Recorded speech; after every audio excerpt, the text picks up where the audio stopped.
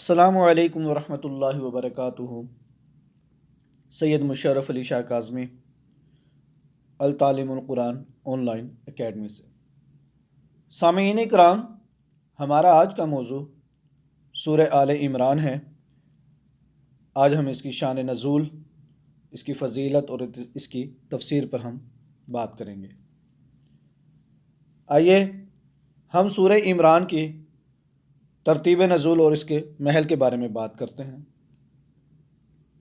سورہ آل عمران مدنی صورتوں میں سے ہے اور ترتیب نزول کے اعتبار سے 99 نمبر پر ہے، جبکہ موجودہ ترتیب کے اعتبار سے قرآن کی تیسری صورت ہے جو تیسرے اور چوتھے پارے میں واقع ہے۔ سورہ آل عمران کی آیات 200 ہیں، اس کے کلمات 3508 اور حروف جو ہیں وہ 14984 ہے۔ حروف مقطع سے شروع ہونے والی صورتوں میں دوسری صورت ہے، اور سورہ بقرہ اور سورہ نساء کے بعد قرآن کی تیسری بڑی صورت ہے، جس کا حجم تقریباً 1.5 پارہ کے برابر ہے، اور حجم کے اعتبار سے اس کا شمار سبع طوال میں ہوتا ہے۔ سورہ آل عمران اور سورہ بقرہ کو زہراوان بھی کہا جاتا ہے۔ بعض مفسرین کے مطابق یہ سورت جنگ بدر اور جنگ احد کے درمیان یعنی سن 2 اور 3 ہجری میں نازل ہوئی ہے، جو صدر اسلام میں مسلمانوں کی زندگی کا نہایت سخت اور حساس دور تھا۔ سامعین کرام، اس صورت میں عمران اور ان کے خاندان کا ذکر آیا ہے، اسی مناسبت سے اس کا نام آل عمران رکھا گیا۔ سورہ آل عمران کا اصلی موضوع مومنین کو دشمن کے مقابلے میں اتحاد اور صبر کی تلقین ہے۔ توحید، خدا کی صفات، جہاد، امر بالمعروف اور نہی عن المنکر، تولی ابری اور حج کے بارے میں بھی اس صورت میں بحث کی گئی ہے۔ تولی ابری کا مطلب تو ناپ تول کے۔ اس کے علاوہ اس صورت میں حضرت آدم، حضرت نوح، حضرت ابراہیم، حضرت موسیٰ اور حضرت عیسیٰ جیسے انبیاء نیز حضرت مریم کی داستان کے ساتھ ساتھ جنگ احد اور جنگ بدر کے واقعات کو بھی بطور عبرت بیان کیے گئے ہیں۔ اس صورت کا نام آل عمران اس لیے رکھا گیا ہے کہ اس کے 2 آیاتوں میں لفظ عمران آیا ہے۔ آیات نمبر 33 میں آل عمران، جبکہ آیات نمبر 35 میں حضرت مریم کے والد ماجد عمران کا تذکرہ آیا ہے۔ اس صورت کا ایک اور نام سورۃ طیبہ ہے، جس کے معنی آلودگیوں اور اتہامات سے پاک و منزہ کی ہیں، اور اس سے حضرت مریم کی پاک دامنی اور گناہوں سے مبرہ ہونے کی طرف اشارہ ہے۔ سورہ آل عمران کا اصل مقصد مومنین کو اسلام کے دشمنوں کے خلاف اتحاد، صبر اور استقامت کی دعوت دینا ہے۔ اس صورت میں مسلمانوں کو ایک دوسرے کو صبر کی تلقین کرنے کی سفارش، انہیں شبہات اور شیطانی وسوسوں سے بچنے کے لیے دینی تعلیمات کو اس کی حقیقی شکل میں متعارف کرائے گئے ہیں۔ سورہ آل عمران کی تفسیر: توحید، خدا کی صفات اور اسلامی معارف۔ نمبر 2، جہاد کا حکم اور غزوہ بدر اور احد سے عبرت لینا۔ نمبر 3، خانہ کعبہ، حج، امر بالمعروف اور نہی عن المنکر، امانت، خدا کی راہ میں انفاق کرنا، ناپ تول میں اور جھوٹ سے پرہیز کرنے سے متعلق بعض اسلامی احکام ہیں۔ نمبر 4، مسلمانوں کو دشمن کے مقابلے میں وحدت اور استقامت کی دعوت دینا۔ نمبر 5، مشکلات اور مصیبتوں کے مقابلے میں صبر اور ہر حال میں ذکر الہی کی تلقین۔ نمبر 6، حضرت آدم، حضرت نوح، حضرت ابراہیم، حضرت موسیٰ اور حضرت عیسیٰ جیسے انبیاء کی تاریخ کی طرف اشارہ ہے۔ نمبر 7، حضرت مریم اور آپ کی خاندان کی زندگی اور فضائل ہیں اس میں۔ نمبر 8، اسلام کے مقابلے میں یہود و نصارہ کی سازشیں۔ یہ سورہ آل عمران کی تفسیر کا کچھ خلاصہ ہے۔ سورہ آل عمران میں ذکر ہونے والے بعض تاریخی واقعات اور داستانیں درج ذیل ہیں۔ اس میں نمبر 1، حضرت مریم اور حضرت عیسیٰ کی داستان۔ حضرت مریم کی والدہ کا نظر اور آپ کی ولادت، یہ آیات نمبر 35 اور 37 میں ہے۔ نمبر 2، اولاد کے لیے حضرت زکریا کی دعا اور حضرت یحییٰ کی ولادت، یہ آیات نمبر 38 اور 41۔ نمبر 3، حضرت مریم کا انتخاب، آیات 41 اور 44۔ حضرت عیسیٰ کی ولادت، آیات نمبر 45 to 47۔ حضرت عیسیٰ کی نبوت، معجزات اور آسمان پر عروج، آیات نمبر 47 تا 55۔ مباہلہ، پیغمبر اسلام کا نجران کی عیسائیوں سے مناظرہ اور جھوٹوں پر خدا کی لعنت، یہ آیات نمبر 61۔ مکہ میں خانہ کعبہ کی تعمیر، آیات نمبر 96 تا 97۔ جنگ احد، آیات نمبر 121، 122، 152، 154، 166، 168 و 172 ہے۔ جنگ بدر اور ملائکہ کی امداد، آیات نمبر 123 اور 126 میں۔ اب بعض آیاتوں کی شان نزول، سورہ عمران کی تقریباً 50 آیاتوں کی شان نزول بیان کی گئی ہے، جن میں سے بعض کی طرف اشارہ کیا جاتا ہے۔ اس میں پیغمبر اکرام حضرت محمد صلی اللہ تعالی علیہ وآلہ وسلم کا اور نجران کے عیسائیوں کے درمیان بھی گفتگو ہے۔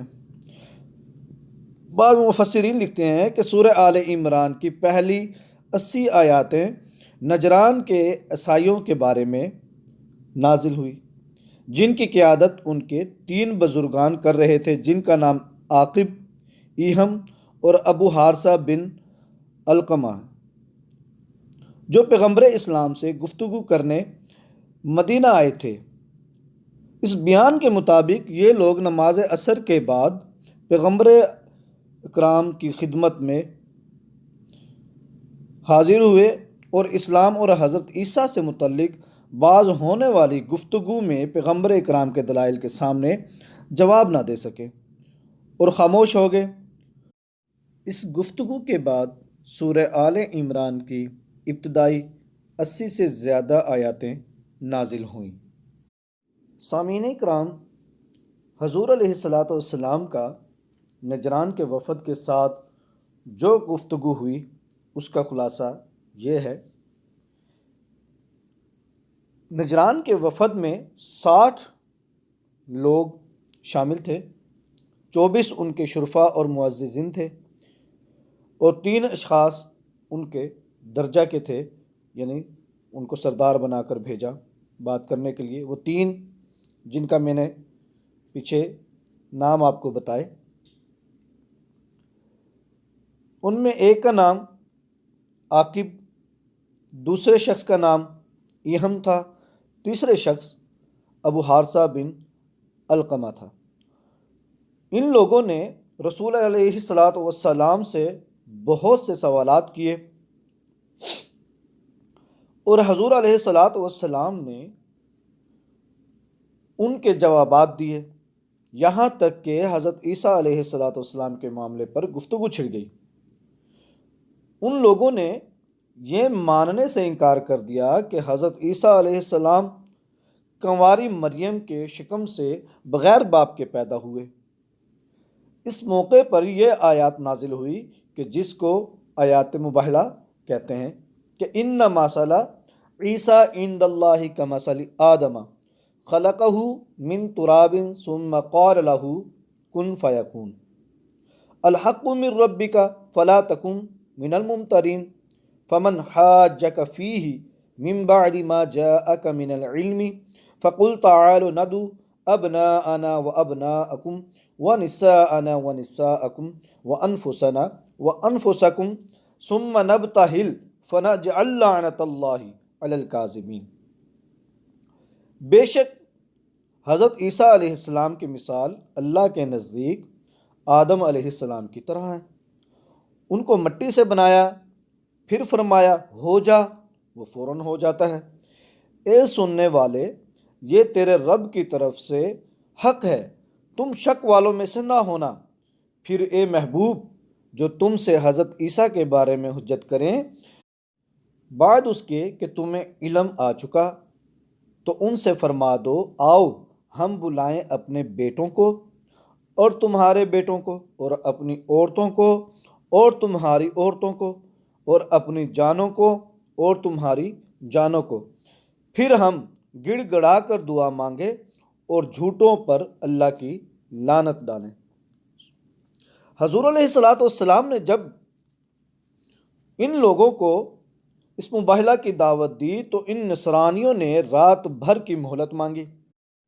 صبح کو حضور علیہ السلام حضرت حسن، حضرت حسین، حضرت علی، حضرت فاطمہ رضی اللہ تعالی عنہ کو ساتھ لے کر مباہلہ کے لیے کاشان نبوت سے نکل پڑے، مگر دوسری جانب نجران کے نصرائیوں نے مباہلہ کرنے سے انکار کر دیا اور جزیہ دینے کا اقرار کر کے حضور علیہ السلام سے صلح کر لی۔ اس کے بعد آپ صلی اللہ تعالی علیہ وآلہ وسلم نے فرمایا کہ نجران والوں پر ہلاکت و بربادی آن پہنچی تھی، مگر یہ لوگ بچ گئے۔ اگر یہ لوگ مجھ سے مباہلہ کرتے تو یہ لوگ بندر اور خنزیر بن جاتے، اور ان کی وادی میں ایسی آگ بھڑک اٹھتی کہ نجران کی کل آبادی یہاں تک کہ چرندے اور پرند جل بھن کر راکھ کا ڈھیر بن جاتے، اور روئے زمین کے تمام عیسائی سال بھر میں فنا ہو جاتے۔ روح البیان جلد نمبر 2 صفحہ 44 پارہ نمبر 3 میں سورہ آل عمران میں بیان۔ سامعین کرام، ہمیں سورہ آل عمران سے یہ درس ہدایت ملتی ہے، اس سے معلوم ہوا کہ خدا کے رسولوں کے ساتھ مباہلہ کرنا ہلاکت و بربادی ہے، بلکہ انبیاء و اولیاء اور اللہ والوں کا مقابلہ کرنا اور ان لوگوں کی بددعا کا سامنا کرنا بربادی و ہلاکت ہے۔ بلکہ خدا کے ان محبوب بندوں کی ذرا سی بے ادبی اور دل آزاری بھی انسان کو فنا کے گھاٹ اتار دیتی ہے اور ایسی تباہی و بربادی لاتی ہے جس کا کوئی علاج نہیں۔ سورہ آل عمران کے مختلف فضائل بیان کیے گئے ہیں، ان میں سے کچھ یہ ہیں۔ حضرت نواس بن سمان رضی اللہ تعالی عنہ سے روایت ہے، نبی اکرم صلی اللہ تعالی علیہ وآلہ وسلم نے ارشاد فرمایا، قیامت کے دن قرآن مجید اور اس پر عمل کرنے والوں کو لایا جائے گا، ان کے آگے سورہ بقرہ اور سورہ آل عمران ہوں گی۔ حضرت نواس رضی اللہ تعالی عنہ فرماتے ہیں کہ رسول اکرم صلی اللہ تعالی علیہ وآلہ وسلم نے ان صورتوں کے لیے 3 مثالیں بیان فرمائی جنہیں میں آج تک نہیں بھولا۔ آپ صلی اللہ تعالی علیہ وآلہ وسلم نے ارشاد فرمایا، یہ دونوں صورتیں ایسی ہیں جیسے 2 بادل ہوں یا 2 ایسے سائبان ہوں جن کے درمیان روشنی، یا صف باندھے ہوئے 2 پرندوں کی قطاریں ہوں۔ یہ دونوں صورتیں اپنے پڑھنے والوں کی شفاعت کریں گی۔ حضرت عثمان بن عفان رضی اللہ تعالیٰ عنہ فرماتے ہیں جو شخص رات میں سورہ آل عمران کی آخری آیاتیں پڑھے گا تو اس کے لیے پوری رات عبادت کرنے کا ثواب لکھا جائے گا۔ حضرت مکحول رضی اللہ تعالیٰ عنہ فرماتے ہیں جو شخص جمعہ کے دن سورہ آل عمران کی تلاوت کرتا ہے تو رات تک فرشتے اس کے لیے دعائیں کرتے رہتے ہیں۔ طبرسی تفسیر مجموع البیان میں پیغمبر رسول صلی اللہ تعالیٰ علیہ وآلہ وسلم سے ایک حدیث نقل کرتے ہیں جس کے مطابق جو شخص سورہ آل عمران کی تلاوت کرے خداوند عالم ہر آیت کے بدلے میں اس شخص کے لیے پل صراط سے عبور کرنے کا پروانہ عطا فرماتا ہے۔ ہم نے سورہ آل عمران کی فضیلت، اس کی شان و شوکت، اس کی تفسیر ہم نے سنی۔ اللہ تبارک و تعالی ہم سب کو قرآن مجید پر عمل کرنے کی توفیق عطا فرمائے، ہمیں سیدھے راستے پر چلنے کی توفیق عطا فرمائے۔ اللہ تعالیٰ آپ سے اور مجھ سے خوش ہو جائے۔ انشاءاللہ العزیز اگلی سورۃ النساء کے بارے میں ہم تفصیلی گفتگو کریں گے۔ اجازت دیجیے، اللہ حافظ۔